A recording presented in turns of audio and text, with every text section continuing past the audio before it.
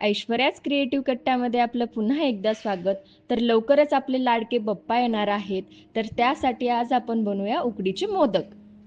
सर्वप्रथम आपण सारण बनवूया. त्यासाठी लागणारं साहित्य: इथे 2 वाट्या ओल्या नारळाचा खीस घेतलेला आहे. 2 वाट्या नारळाच्या खिसाला 1 वाटी गूळ पावडर घेतलेली आहे. ड्रायफ्रुट्स बारीक कट केलेले आहेत. 1 चम्मच खसखस घेतलेली आहे आणि केशर घेतलेले आहे. 1 चम्मच आपल्याला इलायची पावडर लागणार आहे आणि तूप. कढई बाजूला मी तापायला ठेवली होती. त्यात आता 1 चम्मच खसखस भाजून घेऊया.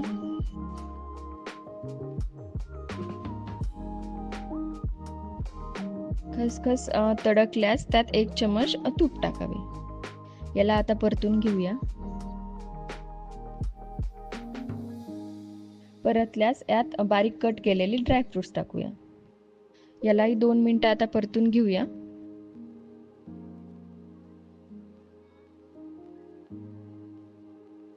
आता यात ओल्या नारळाचा खीस टाकूया. खिसाला 2 ते 3 मिनिटं परतून घेऊया.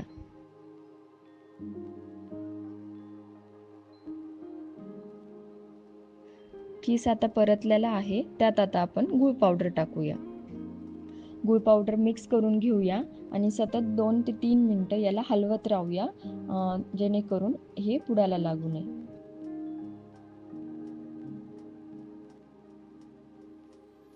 आपलं आता नारळ आणि गूळ छान एकजीव झालेला आहे आणि यातला ओलावाही कमी झालेला आहे. त्यात आता 1 चम्मच वेलची पूड टाकूया. याला आता मिक्स करून घेऊया 1 ते 2 मिनिटं.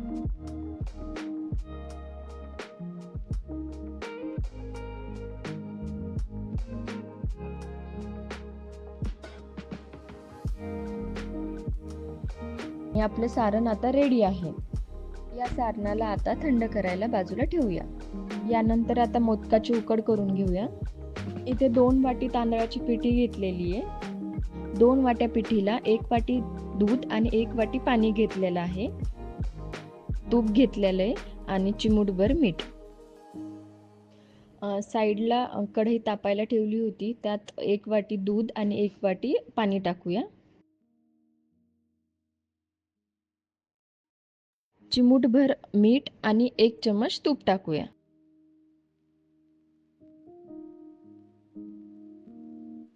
याला मिक्स करा आणि उकळी फुटू द्या. उकळा फुटलेला आहे. यात आता तांदळाची पिठी टाकूया.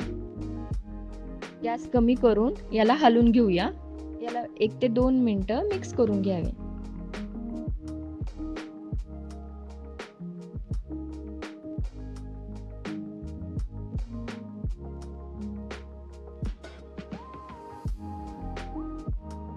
आता गॅस बंद करून याला 10 मिनिटं झाकून ठेवूया. 10 मिनिटं झालेले आहेत. आपली पिठी छान वाफळलेली आहे. आता याला ताटात काढून घेऊया.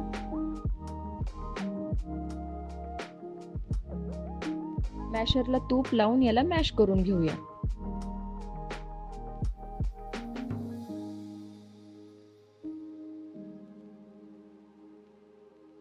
दोन मिनिटं या मॅशरच्या साहाय्याने याला मॅश करून घेतलंय. आता गरम गरम असतानाच याची कणिक मळून घेऊया.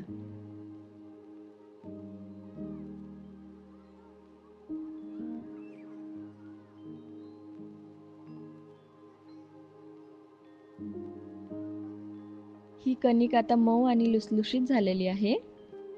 इथे मी रोटी मेकर घेतलेला आहे. तुम्ही पोळपाट बेलण्याच्या साहाय्याने पण करू शकता. इथे मी कॅरी बॅग घेतलेली आहे. त्यावर तूप लावून घेतलेले आहे, जेणेकरून आपली पारी चिटकणार नाही.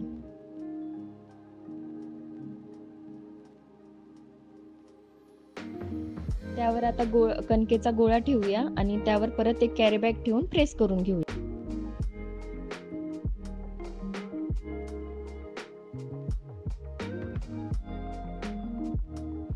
सर्व बाजूनी पारी आता एक समान झालेली आहे. बोटांना तूप लावून घेऊया. व्हिडिओत दाखवल्याप्रमाणे 3 बोटाच्या साहाय्याने पाकळ्या बनवून घेऊया. पाकळ्या बनवताना एक एक बोटाचं अंतर ठेवून पाकळ्या बनवून घ्या.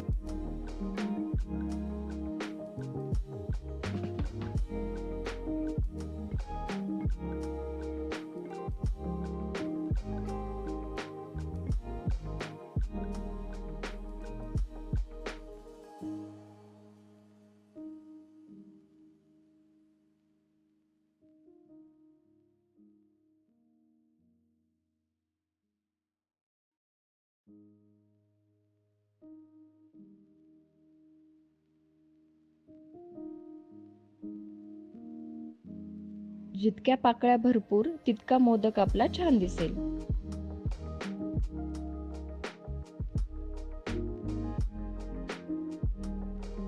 आता यात आपण सारण भरूया.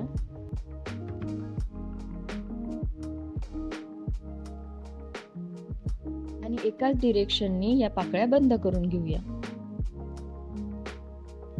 हाताच्या साहाय्याने गोल फिरून याच्या पाकळ्या बंद करून घेऊया.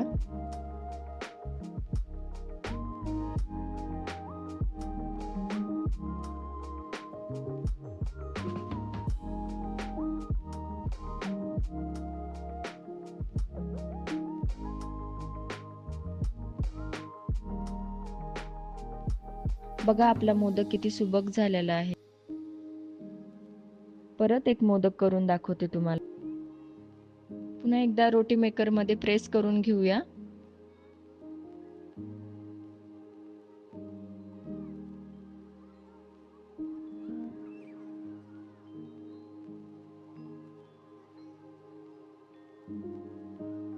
पारी बघा पातळ झालेली आहे. बोटांना तूप लावून याच्या पाकळ्या बनवून घेऊया.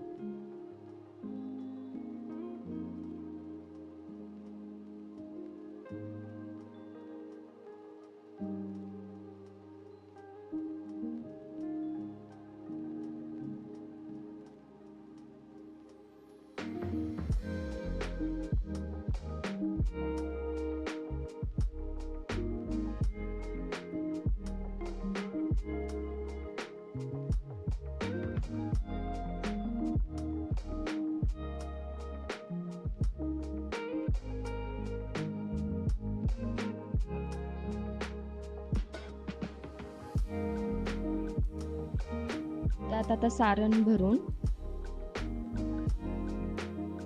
याला आता बंद करून घेऊया. बंद करता वेळेस याला गोल गोल फिरून छान याला मोदकाला आकार देऊया.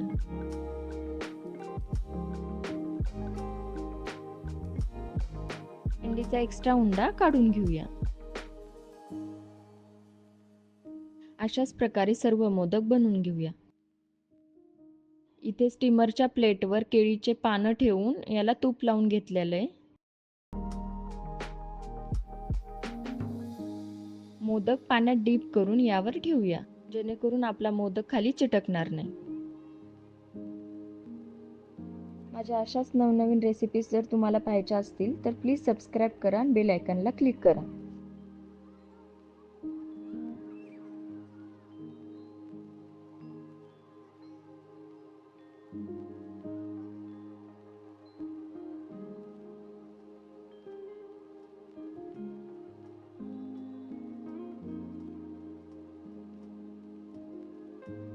मोदकाच्या शेंडीवर केशर चिटकून घेऊया.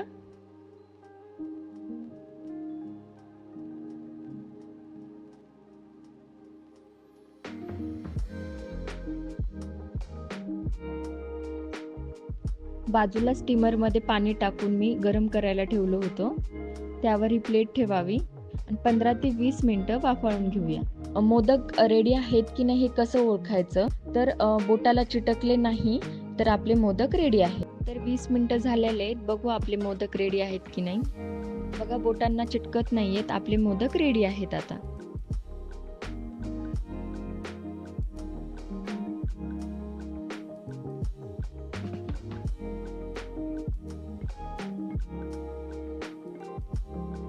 मोदक लुसलुशीत झालेले आहेत.